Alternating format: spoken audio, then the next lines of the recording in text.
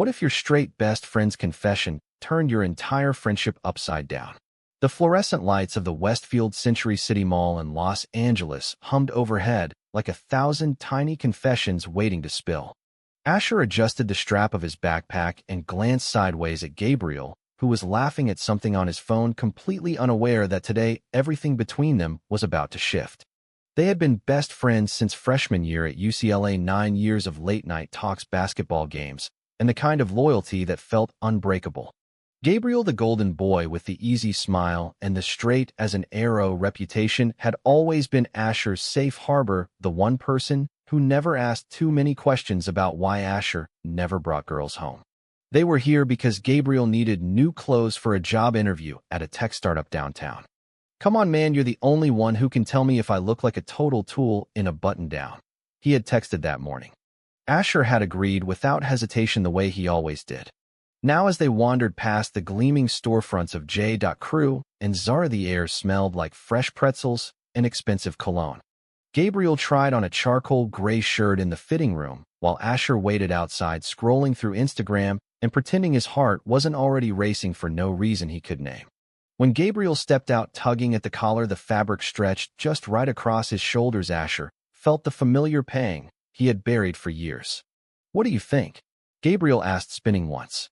Their eyes met in the mirror, and for a split second the world narrowed to just the two of them. Asher opened his mouth to say something safe, something friend-like, but the words lodged in his throat. Instead, he reached out to fix the cuff, and their fingers brushed. Gabriel didn't pull away. He looked down at their hands, then back up at Asher with an expression Asher had never seen before, raw, uncertain, and something else entirely. "Ash," Gabriel said quietly enough that the store music almost swallowed it. "There's something I've been carrying around. Something I can't keep pretending isn't there anymore." The mall noise faded. Asher's pulse thundered in his ears.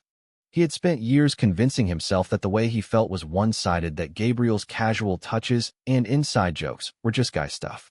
Now the air between them crackled with the weight of words not yet spoken, and Asher realized with a jolt that the secret he thought he alone carried might not have been his alone after all.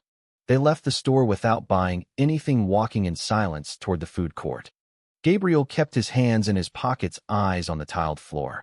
Asher's mind raced through every shared memory, trying to rewrite them with new meaning. By the time they sat down with overpriced iced coffees, the question hung between them, unspoken but impossible to ignore. Gabriel finally looked up, his blue eyes steady yet terrified. "I think I'm falling for you, Ash.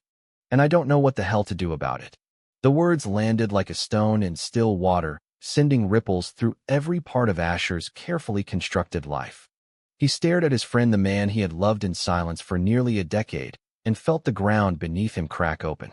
This was the moment everything changed, and neither of them could walk it back. Gabriel's confession echoed in Asher's head long after they left the mall. They drove home in Gabriel's old Jeep, the radio playing some indie band neither of them was really listening to. Los Angeles traffic crawled along the 10 freeway, giving them too much time to sit with the bomb that had just dropped. Asher gripped the door handle, staring at the palm trees whipping past. "You're serious?" he finally asked, voice barely above a whisper. Gabriel nodded, once eyes fixed on the brake lights ahead. "I've been fighting it since sophomore year. Every time we hung out, every stupid movie night, I told myself it was just admiration. But it's not, Ash. It's never been just that." Asher's chest tightened with a mixture of terror and impossible hope. He had come out to himself in college, late nights in the dorm bathroom, crying over the fear of disappointing his conservative parents back in Ohio. He had built walls so thick that even Gabriel, the person who knew him best, had never suspected. Now those walls were crumbling, and the person tearing them down was the one Asher had secretly wanted most. They pulled into Gabriel's apartment complex in Culver City, the same place Asher had crashed on countless weekends. Inside, they sat on the worn leather couch, beers untouched on the coffee table. Gabriel ran a hand through his blonde hair, looking younger than his 28 years. "I dated those girls because it was what everyone expected. My dad, the whole family, they'd lose their minds. But pretending is killing me." Asher listened, the words sinking in like rain on dry earth. He told Gabriel about his own struggles, the nights he lay awake wondering if he would ever find someone who understood the double life, the constant performance. They talked until the sky outside turned pink with dawn, trading stories they had never dared share before. For the first time, Asher felt seen not just as the reliable best friend, but as someone worthy of love. Yet fear coiled in his stomach too. What would their friends say? What about Gabriel's upcoming interview, the life he had planned? One confession had opened a door, but the hallway beyond was dark and full of traps. The next weeks blurred into a delicate dance. They still grabbed coffee after work, Asher at his graphic design studio, Gabriel finishing up at the startup. Outwardly, nothing changed. They joked about bad movies and argued over basketball scores. But every glance lingered, every accidental touch carried electricity. One evening after a Lakers game, they walked the crowded streets of downtown LA, and Gabriel's hand brushed Asher's. Neither pulled away. The small gesture felt monumental, a silent promise amid the noise of the city. Asher's heart soared and plummeted in the same breath. He was falling too hard and fast, and the landing promised to be brutal. Gabriel's family invited them both to a barbecue in Pasadena the following weekend. Mr. Thompson, the stern, retired Marine, eyed Asher with the same approving nod he always gave.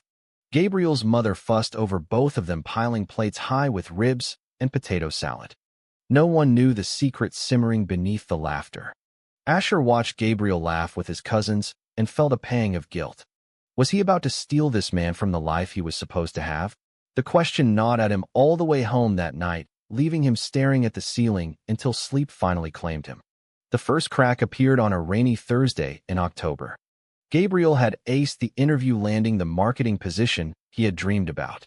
They celebrated at their favorite taco truck in Silver Lake, rain dripping from the awning as they huddled close, sharing one umbrella. Gabriel's smile was brighter than Asher had seen in months. "This is it, Ash. Stability. The life I was supposed to build." But when they got back to Gabriel's place, the celebration turned serious. "I can't keep hiding," Gabriel said, pacing the small living room. "Not from you. Not from myself." Asher's stomach dropped. Coming out now with a new job on the line felt like jumping off a cliff without checking the water below. They argued for the first time in their friendship, voices rising over the patter of rain on the windows. Asher wanted to protect Gabriel from the fallout, the judgmental stares at work, the awkward silences with family. Gabriel accused him of being scared of his own feelings. "You've been out to yourself for years, and you still act like the world will end if anyone finds out," Gabriel snapped. The words stung because they were true. Asher had dated a few guys in secret, always ending things before they got serious, afraid of what his parents would say if they ever learned the truth. Now the man he loved was forcing him to confront that fear head-on. The misunderstanding escalated when Gabriel's new co-worker, a sharp-witted woman named Elena, invited the whole team to a happy hour. Gabriel went telling Asher it was just networking. But when pictures popped up on social media showing Gabriel laughing with his arm around Elena, Asher felt the old jealousy twist like a knife. He texted Gabriel late that night, "Enjoy your straight life, I guess." The reply came fast, "It's not like that. Stop pushing me away." They didn't speak for 3 days, the longest silence in 9 years. Asher threw himself into work redesigning logos until his eyes burned. Gabriel buried himself in spreadsheets, second-guessing every choice that had led to this mess. When they finally met at their usual bench in Runyon Canyon, the city spread out below them like a glittering promise and a warning. Gabriel looked exhausted. "I told Elena I'm seeing someone. I didn't say who, but I meant you." Asher's anger melted into something softer. They sat shoulder to shoulder watching the sunset paint the hills gold. Gabriel reached for Asher's hand, this time on purpose. "I'm scared too, but I'm more scared of losing you than of anyone else's opinion." In that moment, Asher realized the real battle wasn't with the world outside. It was with the voices inside their own heads telling them they weren't allowed to want this. Back at the apartment, they talked until the early hours, mapping out the minefield ahead. Gabriel's family would be the hardest. His father still used words like "man up" at every opportunity. Asher's parents in Ohio had already hinted at blind dates with daughters of church friends. The weight of those expectations pressed down, but for the first time they faced it together. The friendship that had once been their shield was now transforming into something deeper, riskier, and infinitely more precious. Winter brought the first real test. Christmas in Ohio with Asher's family felt like stepping onto a stage where the script had changed overnight. Gabriel flew out with him, the two of them sharing a hotel room near Columbus, pretending they were just buddies on a road trip. Asher's mother hugged Gabriel like a second son, piling his plate with homemade cookies. His father clapped him on the back, talking football and trucks. Every laugh, every casual touch between Asher and Gabriel carried the risk of exposure.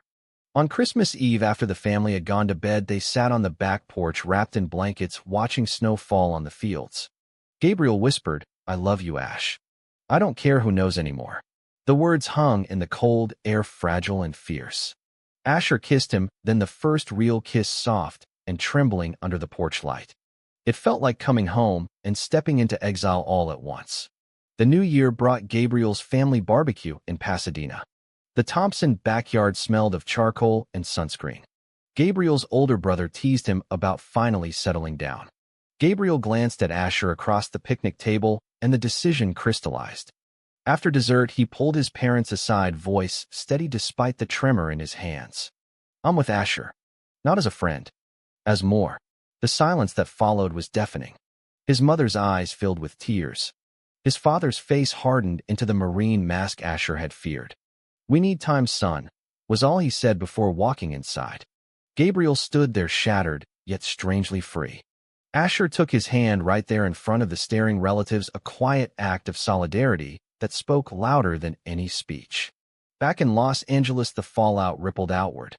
Gabriel's boss, an older conservative man, started assigning him less client-facing work. Whispers circulated in the office. Asher's design studio remained supportive, but he noticed clients pulling back from projects that featured both their names together. Friends chose sides, some drifting away with awkward excuses, others stepping closer, offering quiet encouragement. The isolation stung, but it also forged something stronger between them. They cooked dinner together in Gabriel's tiny kitchen, danced to old playlists in the living room, and slowly learned the language of being openly in love. Asher started sketching again, not for clients, but for Gabriel, portraits that captured the light in his eyes, the way his smile curved when he thought no one was watching. Yet the inner storms raged on. Asher battled guilt over stealing Gabriel from the life his family had envisioned.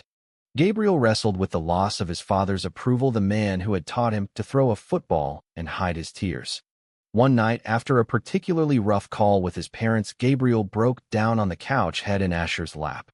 "I never knew how heavy pretending was until I stopped." Asher stroked his hair, whispering promises they both needed to hear. They were building something real on the ruins of old expectations, and the construction was painful, beautiful, and entirely their own. Spring brought the turning point neither had anticipated.